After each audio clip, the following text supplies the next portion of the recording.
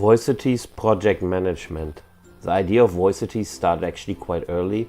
A German partner, Comparative Research Network, was thinking about how to integrate the community reporting approach of the British partner People's Voice Media into general context of neighborhood activism.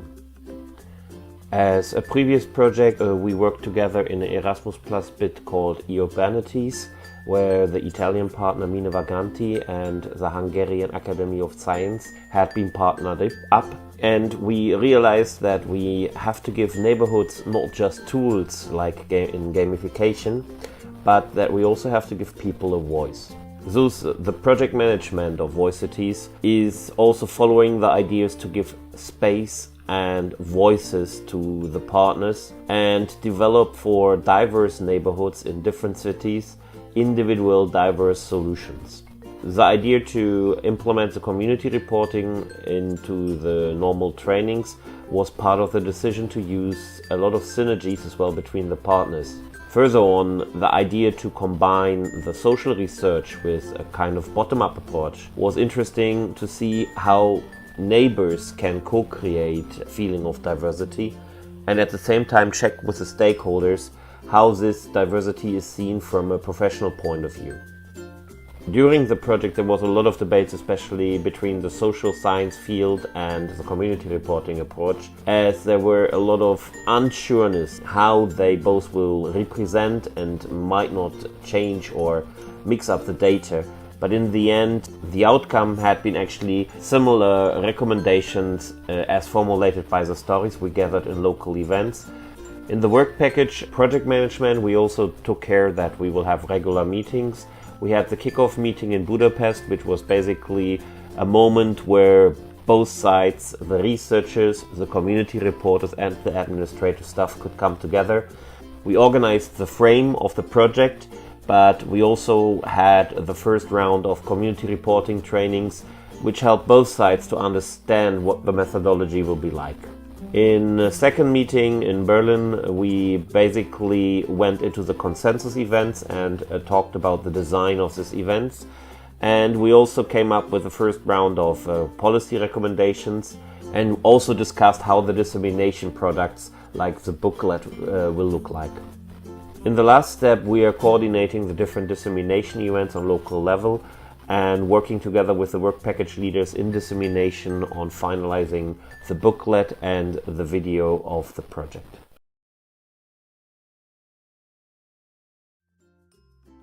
Community reporting is a storytelling movement that uses digital tools to support people to tell and share their own stories in their own ways.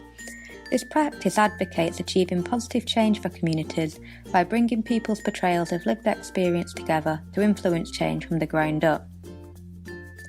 Community reporting insight storytelling techniques and co-curation approaches have been used in the Voice Cities project to enable people from diverse neighbourhoods to tell their own stories, gather stories from their peers, and analyse these stories to co-produce a set of findings on what life is really like where they live.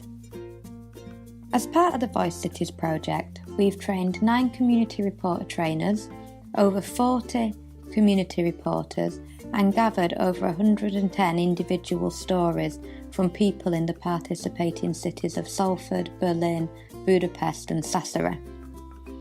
As stated, these have been transformed into analysis reports and edited videos. Some of the key findings that emerged from them were that we should look beyond physical regeneration and look more about creating environments of interactions.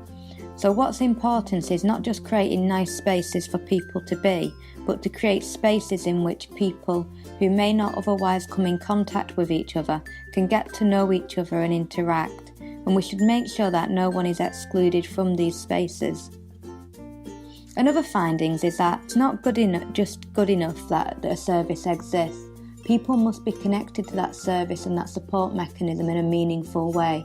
That could come through better signposting, better collaborations between local assets, and a much more integrated approach to looking at people's lives. We also found that when we're looking at strategic interventions, it needs to be much more about bottom-up action. It can't always be top-down. So people must be involved better in decision-making processes. People must be part of the change-making processes. Residents shouldn't have change done to them. Residents should be the change and be part of that process and have a voice in it. The title of Workstream 2 was Collecting and Comparing Stakeholders' Voices. The overall goal of this research section was to identify the mental and physical spaces of interaction of hyper-diverse communities in the 4 neighborhoods. We studied the appearance of different socio-economic and ethnic groups in public institutions, public spaces, at public hearings and local events.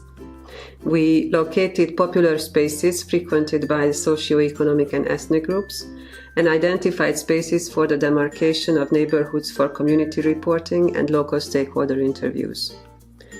In this workstream, we employed 2 qualitative research methods, document analysis and semi-structured interviews. Our research teams in the 4 urban areas conducted in-depth document analysis of local and national policy papers, strategic documents and development programs related to social integration, social cohesion, migration, demographic trends in the relevant countries and urban areas. The overall goal of this research section was to describe the way diversity appears in the local and national discourse. Based on the analysis of documents, we mapped the main institutions and places of development. The overall goal of semi-structured interviews was to be able to compare different positions of stakeholders in decision-making processes, horizontally at the local level and across various levels of governance. We studied the presence or lack of representatives of vulnerable socio-economic and ethnic groups in different decision-making bodies, the appearance of a diversity of views in policy decisions, and methods of their inclusion. We organized our interviews around 4 main themes: perceptions of diversity, places of diversity, governance of diversity, and policies of diversity. Work Package 4. The crossing of the community reporting and stakeholder interviews permitted to establish a list of general statements regarding diversity in the neighborhoods. These statements have been divided into 3 groups according to the fact of they are mainly related to people, for example the main groups of the population, the demographic changes in the areas and also the interactions between the groups, the general conditions of social inclusion, dialogue between groups, integration, and so on. Place, for example the main areas where diversity is reflected in the place and place-making condition, like places of encounter and dialogue, the linkage between diversity and the physical environment of the neighborhood.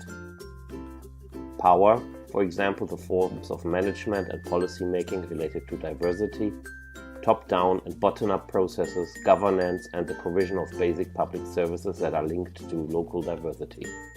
The conversation of change events gave floor to the formulation of the first set of recommendations in each city that were revisited and put in a transnational context at the pan-European event. In a last step, the 2 lists of information have been converged. The general statements as challenges and/or assets to be addressed were linked to the specific recommendations. Here, the recommendations and challenges have been also divided according to the main policy fields they might belong to. These policy fields have been identified as follows: housing, urban development, physical and natural environment, education, public services, culture, identity and community development, economic development, public safety, governance. The list of challenges and assets and of the recommendations have been revisited in each city through a second round of community discussion at the consensus event. The methods used at these events were various according to the cities. They permitted the confirmation, precision and slight reshape when needed of the recommendations. In a last step, the results of this entire process are converged into a table where the challenges and assets, just as the main recommendations, are identified in each city and are compared. The table highlights the main fields of action where diversity management can intervene in urban neighborhoods. It also reveals if these fields are concerning rather people, place or power configurations, and it also shows the relevant policy fields these recommendations can be linked at. Based on the table, some common challenges and recommendations can be identified that can be regarded as pan-Europeans. Topics of general importance underlined by all cities are education, sharing knowledge and experience. Schools are visible spaces reflecting diversity levels, either by supporting encounters or segregation. Community building. There is often no integration, rather dialogue. Places, public spaces or places of encounter are needed. They have to be organized, safe, and including all groups. Regard to power, governance with all stakeholders and also all social groups is needed. Conditions for including also the newcomers into the governance system should be ensured. Further on, there are some specific and important topics which are not highlighted by all the cities, such as access to service, housing policies, and public safety. In the last step, these pan-EU recommendations will be linked to different EU policies and formulated as European policy recommendations and will be published in the final handbook of the Voice Cities project. Mine Vaganti NGO has coordinated the production of a specific project dissemination plan, explaining the strategy, objectives and targets. The dissemination plan has two main objectives: ensuring the highest visibility, diffusion, transferability and sustainability of project results and key activities, raising awareness of the project results and key activities and sensitizing and engaging all the relevant actors. The target groups to be reached are stakeholders at local level, professionals working in the field of education, policy and decision makers at local, regional, national and European level, as well as the general public. Mine Vaganti NGO created different tools in order to achieve the aforementioned objectives. The project website has been created to contain information and details about all events and publications, as well as the main outputs produced in the project. Moreover, 3 promotional bulletins containing detailed information about the project in general and the specific phases were conceived, and they are available on the Voice Cities website.